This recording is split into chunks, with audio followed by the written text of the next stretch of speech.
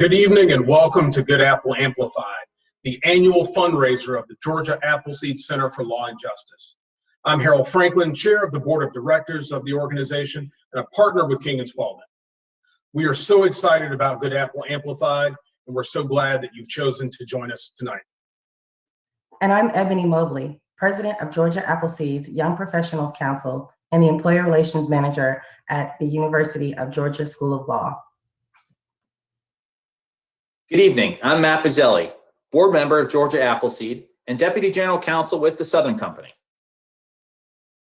Hi, everyone. I'm Michael Waller, executive director of Georgia Appleseed Center for Law and Justice. We are your hosts tonight for our first ever live streamed Good Apple Amplified. Tonight is about amplifying voices that often go unheard and amplifying our call to action for justice, especially for Georgia's children. For those of you who are just getting to know us, Georgia Appleseed's mission is to increase justice in Georgia through law and policy reform and community engagement. We are particularly focused on advancing justice and equity for all of Georgia's children, and we believe that justice requires that every child has access to a strong, nurturing school and a healthy home. Tonight, we'll be hearing from state and national leaders about the importance of our work to create positive, systemic change, as well as from staff and youth constituents. And we're going to enjoy some wonderful music together. Our hope is that you will be inspired tonight by what you see and hear, and that you will be compelled to join us in our work by making a financial gift or reaching out to offer pro bono support or contributing in another way that is meaningful to you. Hey, Harold, perhaps you could get us started and tell everyone why you support Georgia Appleseed. Thank you for being here again tonight. Georgia and really our nation are experiencing a much needed reawakening of the need for accountability and the adherence to principled values of fairness, justice, and equality. I certainly feel privileged to be a part of this present time and to be a part of the community that has worked so hard to spark this moment. We are in the midst of a profound call for justice by communities across Georgia and across the nation. Georgia Appleseed is committed to hearing and listening to those calls and amplifying them, especially those calling for an end to racism, discrimination, and other inequitable treatment that sets all of our children back and erects barriers to their success. Georgia Appleseed is helping create a Georgia where every child will thrive without barriers to a bright future. Making that bright future a reality often requires profound changes to the education, housing, and juvenile justice systems. Georgia Appleseed drives and leads systemic change efforts to reform those systems, to identify and root out inequities, institutional racism, and other forms of discrimination and injustice that harm our society and certainly our youth. My parents were remarkable educators, and I am a product of the public school system here in Georgia. I connected very deeply with the mission of Georgia Appleseed, and I've been honored to serve on the board for many years now. As so many are aware, race often plays a profound role in so many aspects of our society, and that role transcends, in many ways, station, class, achievement, and accomplishments. During my term as Atlanta Bar president, while serving on the Georgia Appleseed board many years ago now, we formed a powerful partnership addressing law enforcement reforms and accountability, and it was called Race, Law Enforcement, and the Law. And we produced data-driven solutions and policy reform recommendations as a result of engaging directly with law enforcement leadership and leadership in the community across the state. And I am pleased that that project continues with the pro bono support of my law firm, King & Spalding, and many others. As for Georgia Appleseed's focus on youth, because of the organization's effort to reform school discipline and juvenile justice, Georgia has reclaimed untold hours of classroom learning for hundreds of thousands of students. More students are graduating from school. Many thousands fewer children spend time in the juvenile justice system, and every Georgia low-income family who owns or rents their home has a new legal tool to protect their homes. These are the benefits that we are seeing now, but Georgia Appleseed takes the long view, and the ultimate benefits will be seen in generations to come. Our efforts help relieve Georgia families and communities from the burden of intergenerational poverty and incarceration. And you might ask how we accomplish this. First, We do this by listening to and amplifying the voices of the children and communities who experience the barriers to justice firsthand. And tonight you will hear from the youth from our communities. We also work very closely with partners and Georgia leaders who inspire us and show us a path forward.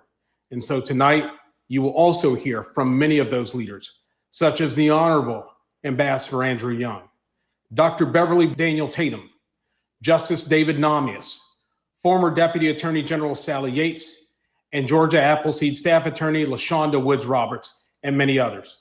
Again, we appreciate the hard work and dedication of our law firm partners, the corporate community, and attorneys throughout the state who offer thousands of hours of pro bono support to conduct research, to analyze data, to write reports, and even to offer direct representation to children in foster care facing long-term suspension and expulsion. So many of you are here with us tonight, and we certainly thank you. And we also thank you for your financial support of Georgia Appleseed and our mission. Tonight is really a celebration of Georgia Appleseed, of the voices, of the communities, and of the leaders that inspire us, and of the courage to tackle some of our toughest challenges together. I can think of no better way to kick off tonight's gala than with some great music. And so here to give us just that is internationally acclaimed trombonist, composer, producer, and educator, Delfeayo Marsalis, our special musical guest this evening. Enjoy.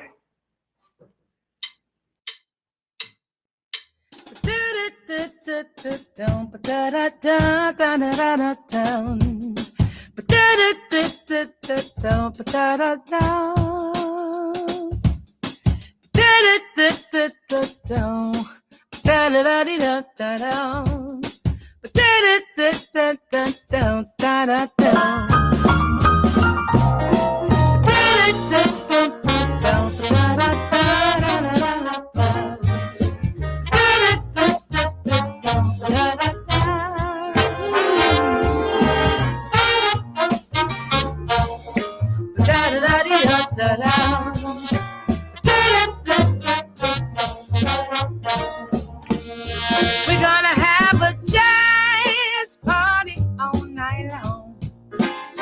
We're gonna have a jazz party till the break of dawn.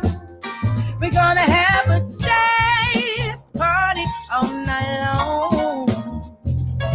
So won't you come uptown? We're gonna party till the break of dawn. We're gonna have a jazz party and have some fun. We're gonna have a jazz party till the blues is gone. We're gonna have a jazz party and have some fun. So if you're feeling bad, come on and party till the blues is gone. We're gonna have a jazz party when the day is done. We're gonna have a jazz party from sun to sun. We're gonna have a jazz party when the day is done. So come on, let's party from sun to sun.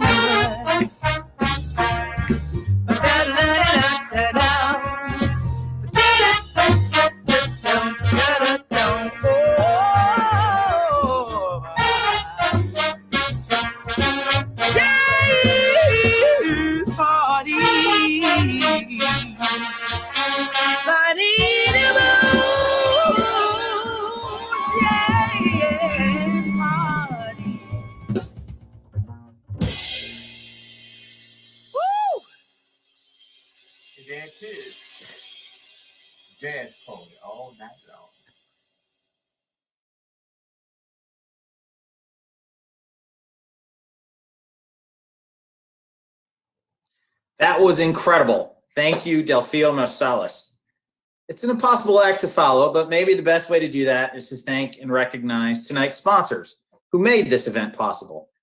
So to our Pillar of Justice supporters, Kilpatrick Townsend, King and Spalding, Taylor English, and our core supporters, Evershed Sutherland, Nelson Mullins, UPS, Alston and Bird, the Southern Company, and Troutman Pepper.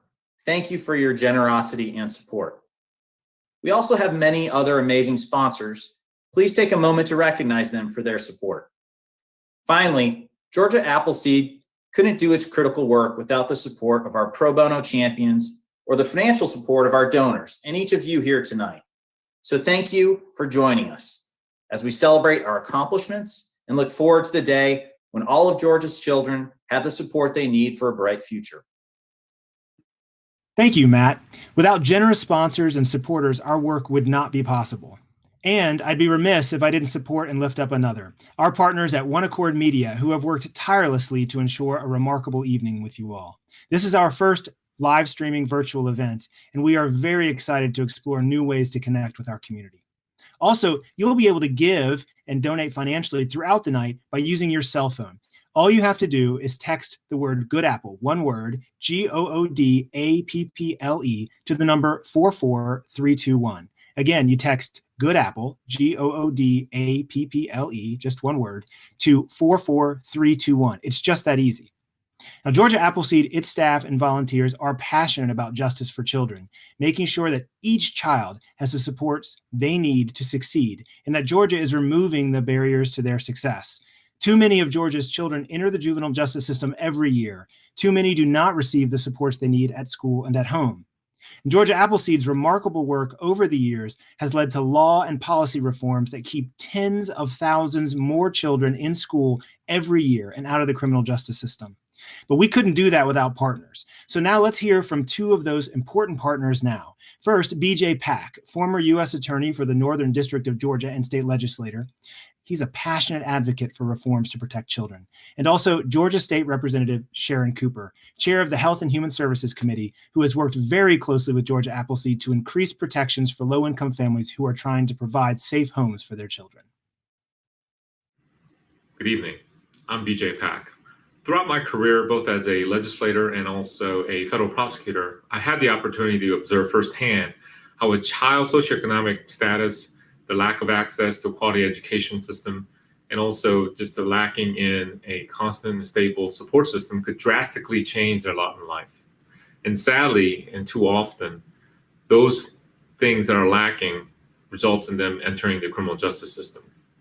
But we have the most respected constitution in the world and the most sophisticated legal system. Our criminal justice system, unfortunately, have produced a prison population that's disproportionately Black or Hispanic.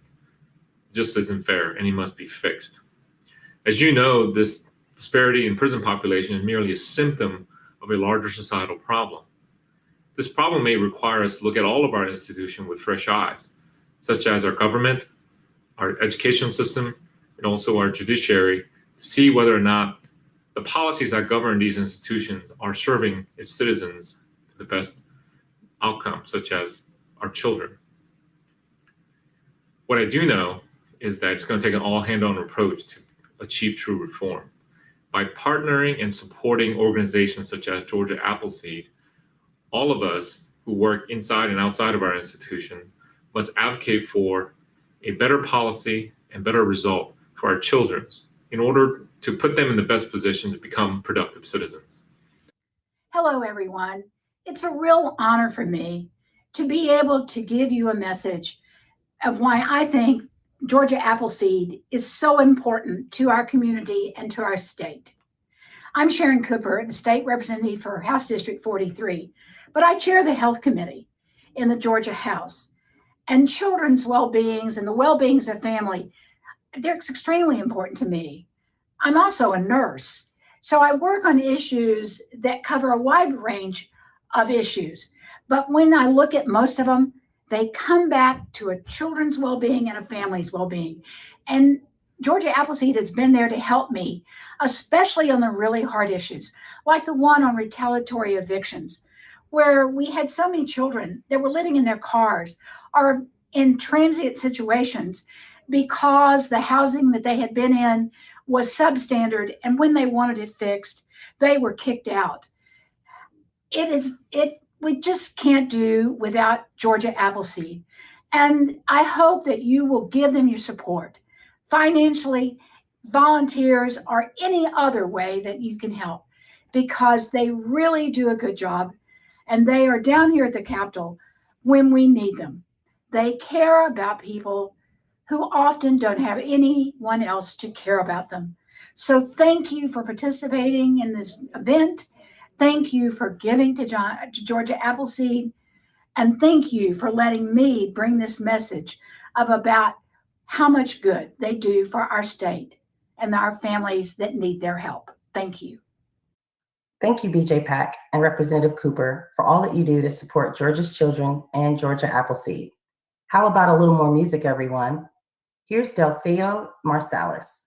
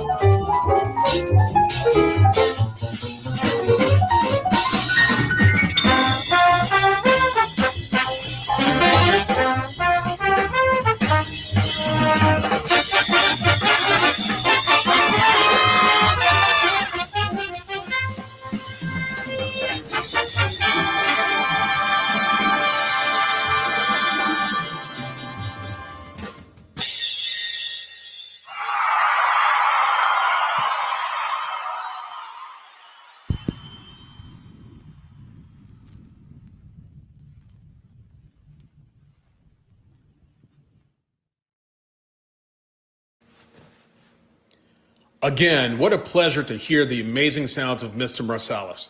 Now I am honored to present a very special message from a civil rights leader, a minister, a former mayor of Atlanta, U.S. Congressman, U.S. Ambassador to the United Nations, and former confidant of Dr. Martin Luther King Jr., and someone that I'm honored to call my friend, Ambassador Andrew Young. Please welcome him. Greetings, Georgia Appleseed. It's a privilege to be with you, but I want to talk about why I'm with you. In working with young people, I found that I was better off listening to them than telling them? And that's the question I'd like to raise with you.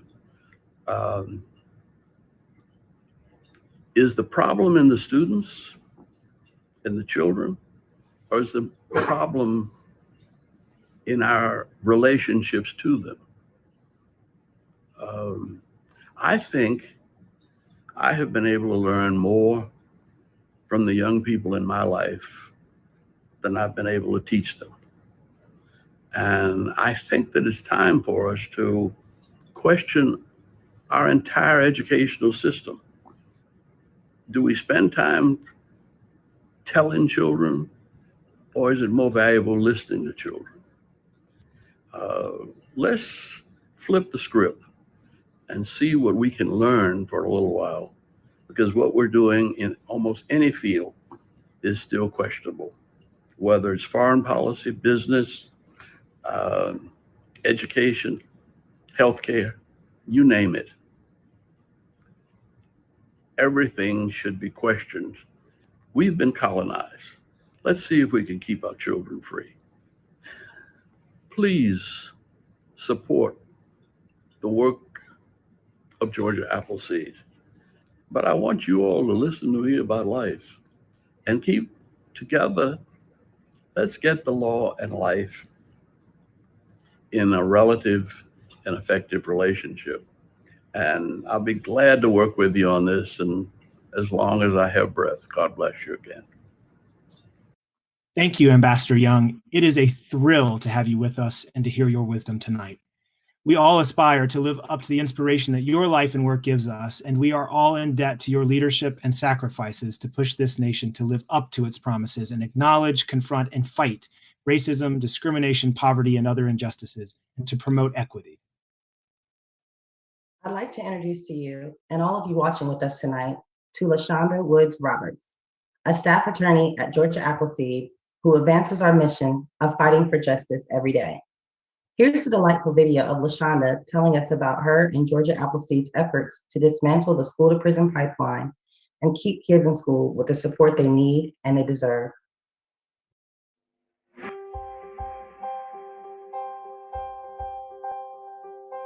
My name is LaShonda Woods Roberts. I wanted to become a lawyer to address systematic and systemic issues plaguing communities and preventing those communities from thriving. Georgia Appleseed helps me meet those goals through our work supporting agencies, community organizations, and community members who are working to make life better for children. Our mission is to increase justice through law and policy reform and community engagement. We recognize that justice requires every child having a nurturing and supportive school and a safe and healthy home, so we prioritize those areas. Through community engagement and pro bono support, we develop toolkits, lead social innovative labs, host youth advocacy trainings, and create opportunities for communities to lead the way. At Georgia Appleseed, we recently joined the Child Welfare Summit, and we put on a workshop for school justice partnerships. Based on what we learned from the community, we decided to make sure that those stakeholders identified in that stakeholder group for school justice partnerships included youth, family members, and community leaders. And for those folks in the room to hear how they fit into this partnership was powerful beyond measure. Folks in the room were moved to tears, and that showed me how powerful and important this work is. At Georgia Appleseed, we fill a niche that no organization does. We focus on nonpartisan collaboration. We want to bring everyone to the table because when it comes down to the children, there are no party lines. Whatever the children need to thrive is what matters. My hope for the future of the children in Georgia is that they have all the supports they need from caring and supportive adults. And we, as the adults in their lives, recognize in some profound way we all work for the children.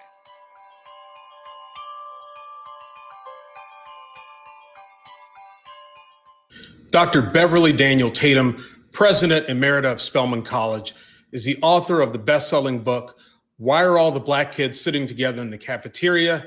And Other Conversations About Race, now in its 20th anniversary edition. As a renowned thought leader in higher education, Dr. Tatum is a sought-after expert on the topics of racial identity and development, race and education, and strategies for creating inclusive environments. A civic leader in Atlanta, Dr. Tatum is engaged in the educational initiatives designed to expand educational opportunity for underserved students and their families. Georgia Appleseed works hard to follow the teachings of Dr. Tatum and others to amplify the voices of youth and children and to listen to their wisdom.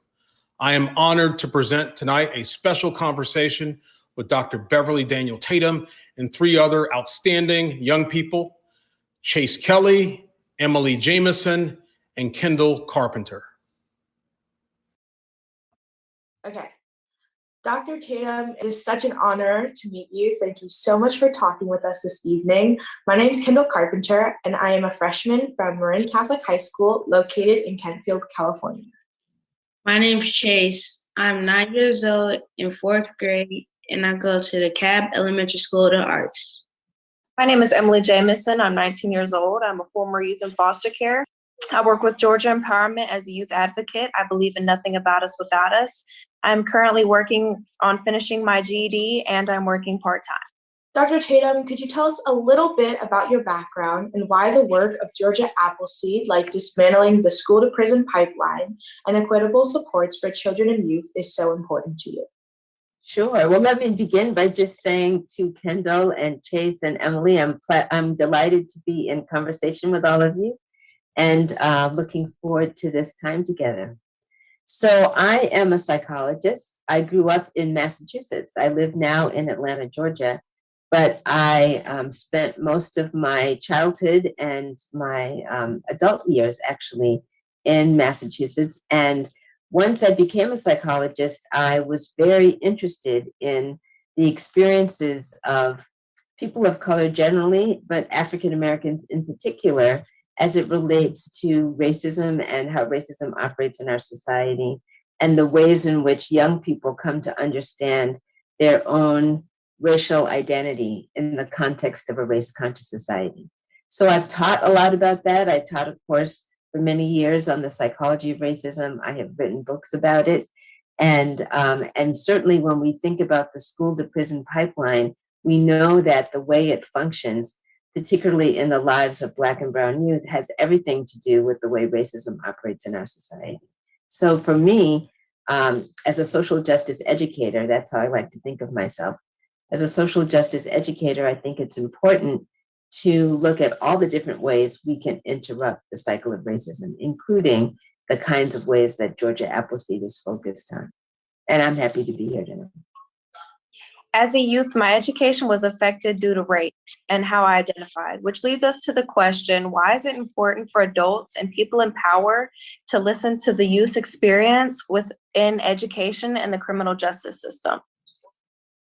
Well, as you said at the very beginning, Emily, nothing about us without us, right? It's very important for people to have the voices of folks who are being impacted by whatever it is, right?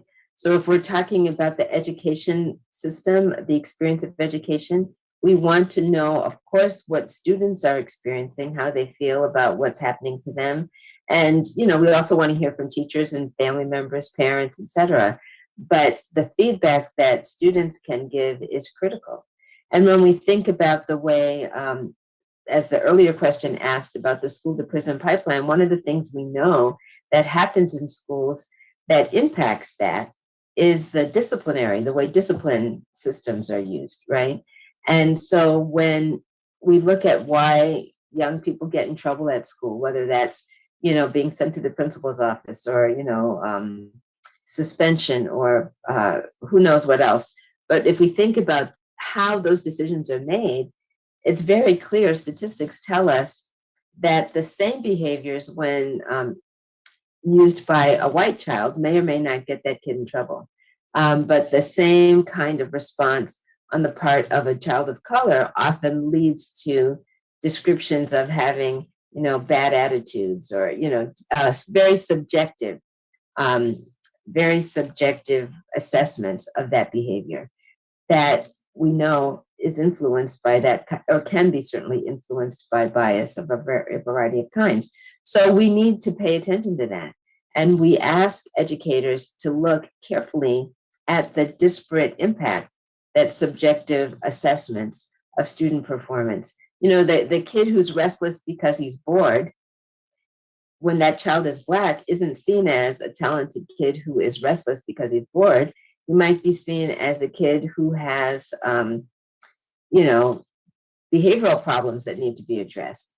And that's a very different understanding, right? You would respond differently to a child who needs more challenge than to a child who you think is being intentionally obstructed in some way. Or maybe is dealing with, speaking as a psychologist, we know sometimes the trauma of difficult situations at home can impact student performance, student behavior, and the response then is not necessarily more discipline. It may be a need for more understanding, more counseling, more awareness of the struggle that the child's having. So these are the kinds of issues that students can give feedback about when we listen. Dr. Tatum, do you believe that adults should be a part of the development of a youth's identity? And if so, how involved should they be in that process? Well, I believe adults not only should be, but they are, whether they are trying to be or not, right? Because if we think about identity and how it develops, it has everything to do with the feedback we get from the people around us. Some of those people might be people our own age, other kids, but it might be, it often is, parents, adults, teachers in the environment. So what do I mean by that? I mean, if I asked each of you to describe yourself, if I asked you to fill in a blank, I am, fill in the blank, you might say, I am 10. I think that's what Chase told me, or maybe he's, Chase, are you 9? Did you tell me you were 9? You might say, I am 9. Of course, that's it. Got it. That's an age. You might say, you know, I'm tall. You might say, I'm smart. You might say, I'm beautiful. You might say, I'm African American. You might say, I speak 2 languages. I'm bilingual. What a person says about themselves doesn't just come from their own ideas. It comes from the feedback that they've gotten from other people. If you tell me you're smart, I'm going to tell you somebody's told you that, right? That it's that feedback that you've gotten that leads you to think that. So when you ask Kendall, should adults be involved in the identity development of kids, young people? Absolutely. The answer is they should be, and they are, sometimes in negative ways. We want them to be involved in positive ways. We want them to be giving that feedback that is affirming and empowering and providing role models and examples so that that self-definition that everyone is developing in relationship to other people, you know, all of us, that's universal as we grow up. As we are developing that self-definition, we want that self-definition to be one that is life-giving, you know, one that helps you achieve your goals, one that allows you to see what's possible for you, not a limiting self-definition. So yeah, we need adults to help with that for sure. How can adults and youth come together to create a vision for the future? Well, I think creating a vision for the future together is a really powerful thing. You know, if we think about the intergenerational learning, right? You know, if I have some knowledge from my experience, I want to be able to share that. But I also know that there are things that young people understand and know about that I may not be tuned into because of my own generational blinders, you know? So I am the parent of 2 sons, and I often ask my sons to help me with things related to technology, as an example, right? They have knowledge and understanding about the digital age because they grew up with it that I don't necessarily have. I think I'm pretty good with technology, but they are better. So the fact is that we need their knowledge, but they also need my knowledge. And so when we come together, we can create a vision for the future that works not just for me, but will work for them and will work for you in terms of, because you're even younger than they are, right? So that multi-generational sharing of knowledge is really important. There's a name for that. And the name that I'm going to give it in this conversation is mutual mentoring. You know, we often talk about adults mentoring kids, but young people can mentor adults. by sharing the knowledge that they have, the experiences that they have in ways that help somebody who is an older person from a different generation have new insights, new awareness. When we talk about race in schools, how should we make the conversation broader than just talking about Black and white to bring awareness to challenges faced by other minority communities?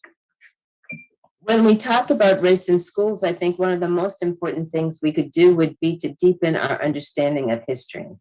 Because if we knew our history, and by history, I'm talking right now about US history, right?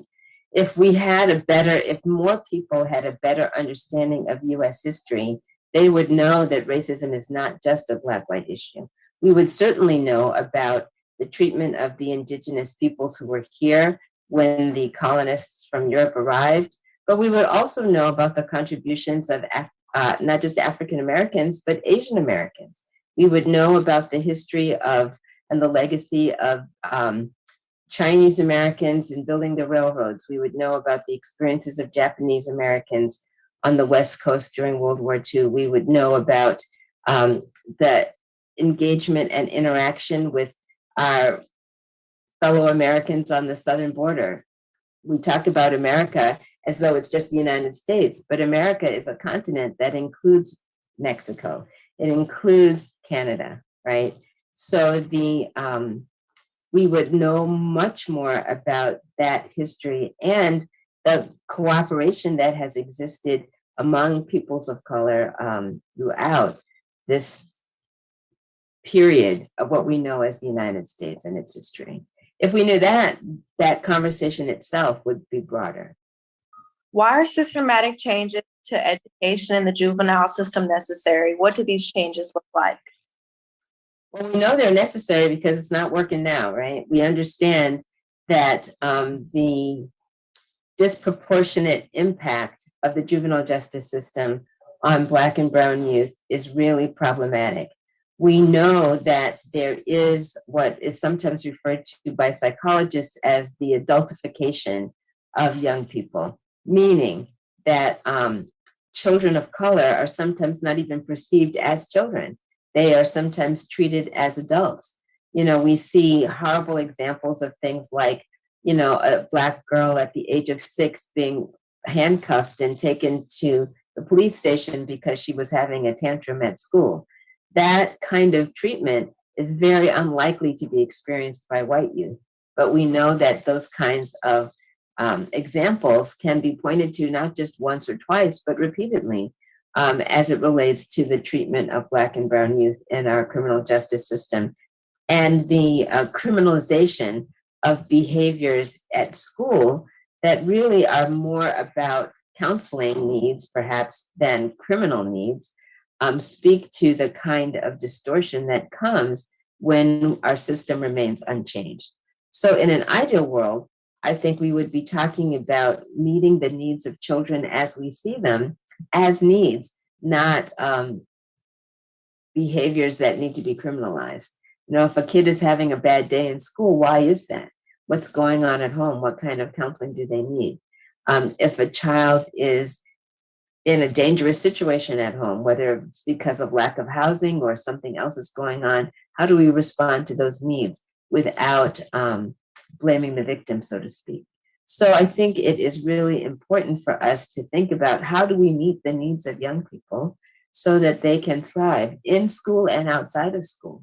And when we do that, I think we will be interrupting that pipeline that we started our conversation talking about. Thank you for taking the time out of your day to talk to us. Well, it's been my honor, and thank you for spending this time in conversation with me. Thank you, Dr. Tatum, Chase, Kendall, and Emily. Dr. Tatum says that you can't have social justice without wisdom, and we're very grateful that you shared some of your wisdom with us. Now, I'm honored to introduce two speakers who have been working to turn wisdom into changes in law and policy that lift up and support Georgia's children. First, Georgia Supreme Court's presiding justice, David Namias. He's a tireless advocate for Georgia's children and a Georgia Appleseed board member. Justice Namias will also introduce Sally Yates, former United States Deputy Attorney General and one of the United States' most important leaders and voices for criminal justice reform. As lawyers and judges and others who work to improve our communities, we often work very hard and make hard decisions to try to help one person in a case. And that's really important to that individual to improve their situation. But if we want to help all the people in that situation improve their lives, we need systemic change. And that's where Georgia Appleseed comes in. There's no better organization in our state at turning vision into reality. Georgia Appleseed has done it time and time again with everything from juvenile justice reform to heirs property reform to, in recent years, a cause nearest and dearest to my heart, improving the lives of Georgia's children and families in need. The way Georgia Appleseed works is effective. Georgia Appleseed is data-driven, so we make smart decisions. Appleseed consults with all stakeholders, including, most importantly, the people whose lives are going to be affected by change.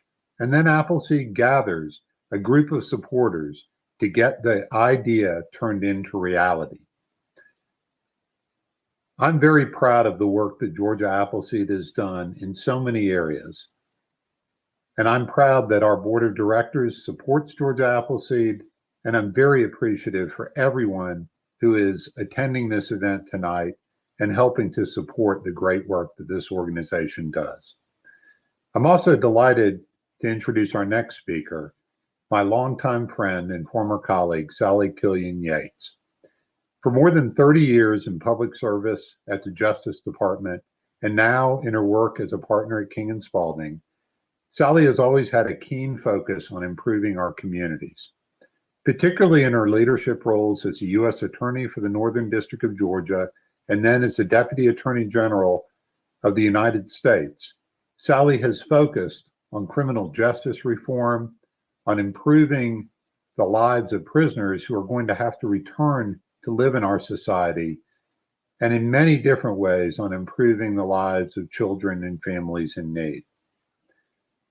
Sally has been a longtime supporter of Georgia Appleseed, and I'm very happy that she is willing to share some words of encouragement and support this evening. So thank you again to Sally. Thank all of you for your support of Georgia Appleseed, and I hope our work can continue to improve our state. Thank you.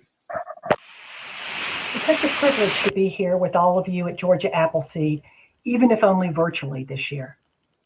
I've long admired the critical work that Georgia Appleseed does to give voice to all children. We all know that systemic racism infects all dimensions of our lives, but nowhere are the ramifications of it more insidious than in our schools. Outdated zero-tolerance policies, even for minor offenses, have had a disproportionate impact on children of color. The data is painfully clear that Black children, and particularly Black boys, are 3 times more likely to be suspended or expelled from school than white children. Shockingly, this disparate treatment begins as early as preschool. Even when schools aren't deliberately sending children into the juvenile justice system, expulsions and suspensions make it exponentially more likely that they'll end up there. Georgia Appleseed has led the way to advocate for school systems to change their disciplinary policies, to keep children in school and out of the criminal justice system. The work you're doing is changing the trajectory of these children's lives. Having spent nearly 3 decades at the Justice Department, I've seen firsthand the ramifications of the school-to-prison pipeline. Individuals without a high school diploma are more likely to be involved in criminal behavior and to end up in prison. And the children of incarcerated individuals are themselves far more likely to go to prison. And so the cycle repeats for children who suffer from a generational lack of access to education and economic opportunity.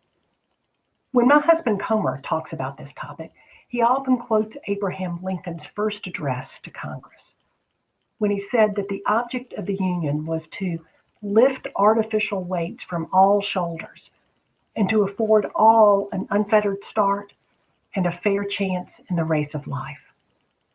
Thank you, Georgia Appleseed, for giving voice to Georgia's children who too often go unheard, so that they will finally have that unfettered start and fair chance in the race of life. Thank you, Justice Namias and Ms. Yates. Georgia is so fortunate to have both of you as leading on these issues. And we very much appreciate your support of Georgia Appleseed. And as you both often share, listening to youth themselves directly is a starting place for any effective advocacy for reforms that transform our education, juvenile justice, and housing systems. So let's do just that. The next video that you will see amplifies the voices of 3 young people at the Deep Center in Savannah.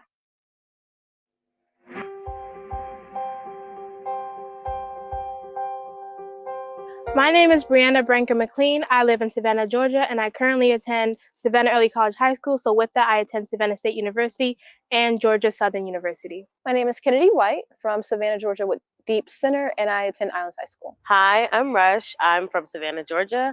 I work at Deep Center, and I attend school in Nashville at Fisk University. When I first got started getting involved, I was angry, and I felt that my actions towards working towards bettering these issues were futile, since I was just one person in a world of 7 billion. Just growing up here in Savannah, going through the public school system, knowing what it's like from nutrition to, again, mental health resources, safety within schools and out of schools within our neighborhoods and where we live. All of those issues are things that like personally affect me. They affect the ones I love, the ones I care about, and they affect other youth within the city. Now, after being a part of the program, I feel very comfortable. I feel very welcomed, and I feel like resources, whenever I ask, were provided for me in a steadily manner.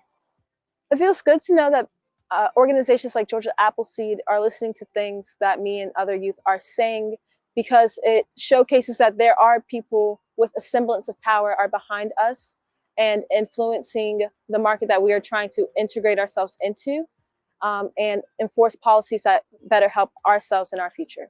Because a lot of times as youth, like we're shut down, we're shut out of spaces, and knowing that there are adults, other like people who are experienced, different things like that, who are working towards these issues, like it helps like relieve the burden of the work that we are doing. It feels great to know that there are places like Georgia Appleseed that actually value what the youth like me in Savannah have to say, the people of color youth, because oftentimes our voices do go unheard. And the fact that we have the resources that they provide to us and the willingness to help us makes it feel like we're not doing this for anything. There's a purpose in what we're doing. It's important that organizations and people like Georgia Appleseed are listening to what I say and what we as youth say, because a lot of times youth are shut out, we're shut down, and we're told that like our voice and what we think and what we experience doesn't matter. And so to know that there are adults and other people who are willing to listen, and not just listen to us, but are also like doing stuff with that information, not patronizing us, like that's very important so that we can continue doing the work that needs to be done, which is like dismantling these systems that are harming us.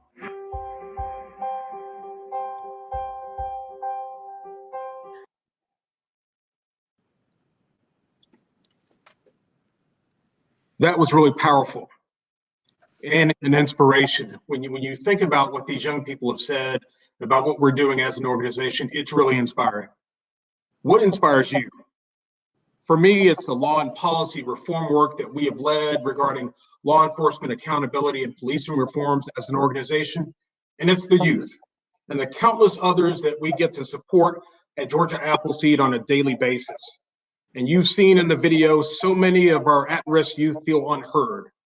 The one constant theme is that Georgia Appleseed works to ensure that their voices are amplified, that they are actually listened to. We know that this past year has been nothing short of remarkable. There's just no getting around that. But we are witnessing future generations take this challenging time and really make it their own. But we need more youth with these same kinds of success stories to speak up. And you can help be a part of that success. And so tonight I ask that you join me in helping to amplify these voices by texting Good Apple. Again, texting Good Apple to 44321. And help support Brianna and Kennedy and Rush and all the other future leaders that we impact on a daily basis with Georgia Appleseed. The funds raised from this evening will go to support our mission, and it will increase justice in Georgia through law and policy reform and community engagement. Again, this is an incredible organization. We have had fantastic speakers tonight. We have heard from amazing young people. Our staff is incredible. Michael Waller and the rest of our staff, and certainly our board is incredible. And I certainly would like to thank the continuum of leadership that we've had with my predecessor, Barry Benson, and Tori Silas, who will be board chair next year. Again, this board is incredible. This organization is incredible. Tonight's program has been an inspiration to us all. And so on behalf of Georgia Appleseed, I'd like to thank each and every one of you for being with us tonight. But there's more ahead, and we hope you enjoy the rest of the program. Thank you so much. Thank you, Harold. Yes, it's inspire us, and I hope what folks have seen inspire. Oh, wait a minute, Tori, you're here. Hey, Tori. Hey, everybody. This is I didn't expect to see you, Tori. This is Tori Silas. She is a partner with Smith, Gambrell, and Russell, and she's a Georgia Appleseed board member. Well, Tori, this is a surprise. What are you doing here? Well, I heard my name, and of course, I would never miss this evening. The messages, the music, everything that's been presented this evening. No way in the world that I would miss this. And I heard Harold mention my name, and I knocked on the door, and they let me in.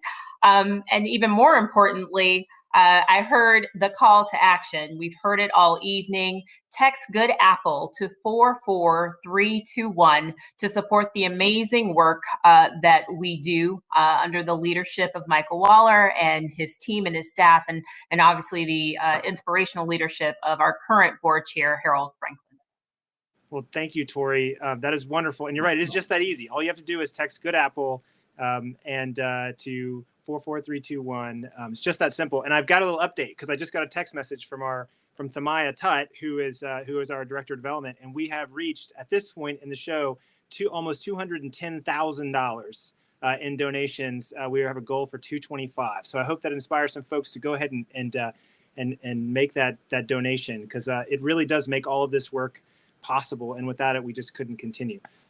So we have a couple more things. One, we want to close out the show with some more wonderful music. So we're going to have Delfeayo Marsalis perform another piece for everybody. But please use your phones, support us financially. Harold, it's been wonderful spending time with you. Tori, it's been amazing as always. I'm so glad you showed up, even if it was a great surprise. It was a wonderful surprise. And folks, after the music, we're going to continue in the after party. Caroline Durham, our legal policy director, I will be there. I will be there. LaShonda Woods Roberts will be there. We'll be able to answer questions about our work. So if you have any questions about what we do and how good Georgia Appleseed works, please join us. The way that you'll do that is, again, when you look over to your left, the sessions tab will light up again. It's blue, and you can just go there and then select the session, and you'll join us there. It'll be like the cocktail hour that many of you joined us during earlier. Also, I'm not sure, I don't know if he's here yet, but I've heard that Delfeayo Marsalis may join us in that session as well to answer any questions about his music. And we'll get a chance to thank him in person. So with that, everyone, thank you so much for coming. It's been amazing spending time with you. We're so pleased we could share our work with you and the message that it is so critical to listen to the folks that are most impacted by the work that you do, and to listen to young people because they have so much to teach us. Thank you all, and we'll see you soon.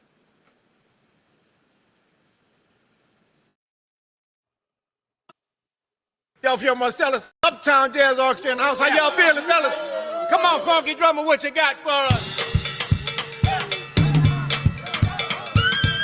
Oh, yes, indeed, y'all. Welcome to New Orleans, y'all.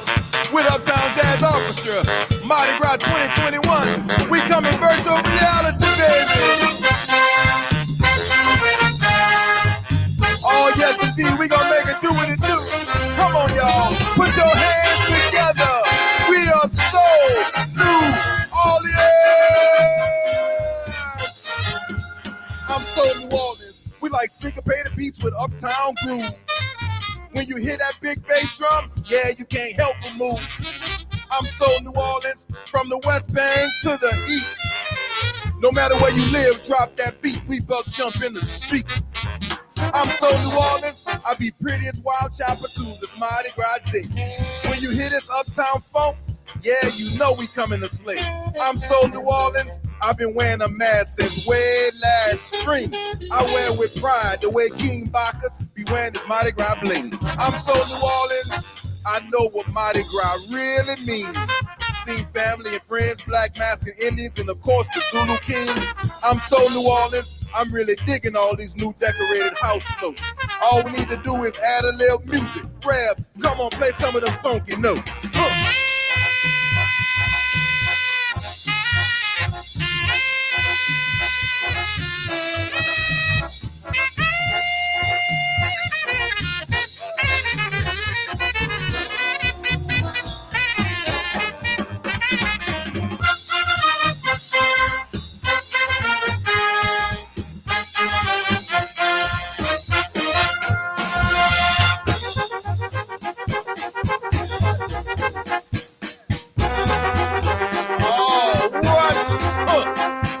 The city locked down, all the clubs are closed. Shorts and slippers replace my fancy clothes. Let me find out you still out in the streets, and let me find out you chasing buck jump beats. We gotta mask up to get it under control, and that's the only way to see another parade roll. Yeah, we miss the Indians and Mardi Gras parades, brass bands, baby dolls celebrating the dead. Uptown, we gonna do what we do, bringing all that New Orleans culture to you. Uptown, downtown, night watching me. Come on, brother Delph, tell me what you gonna say.